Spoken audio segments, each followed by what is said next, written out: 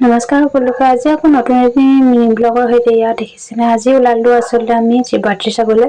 সেইদিনা সকলোৱে চাগে শিৱৰাত্ৰি চায়ে আছে, একদম মানে চুলিখিনি হাৱা নামাৰিবৰ কাৰণে সেইখন মাৰি লৈছিলো দেই। তাৰ পৰা পাৰ্লাৰত সোমাই থ্ৰেডিংটো কৰাই ললো দেই। থ্ৰেডিংটো কৰাই আকৌ আহিলো এতিয়া কিবা এটা খাবৰ কাৰণে, সেইকাৰণে অল মানে চিকেন ললিপপ খালো।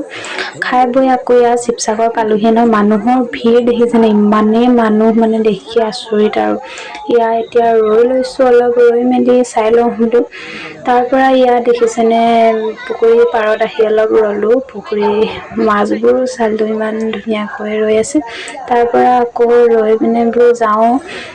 তাৰ পৰা ইয়াৰ গোল্লা খাবলৈ আহিলো দেই। গোল্লা খাই পৰা আকৌ যাব লাগিব। বজাৰখন দেখাব নোৱাৰিলো, মেলাখন আপোনালোকক মানুহৰ ভিৰৰ পৰা। ইয়াৰ খাই বৈ এতিয়া বোলো ঘৰলৈ যাওঁ। ত আজি মিনি ব্লগটো ইমানে। যদি ভাল লাগিলে লাইক কমেন্ট শ্বেয়াৰ কৰিব।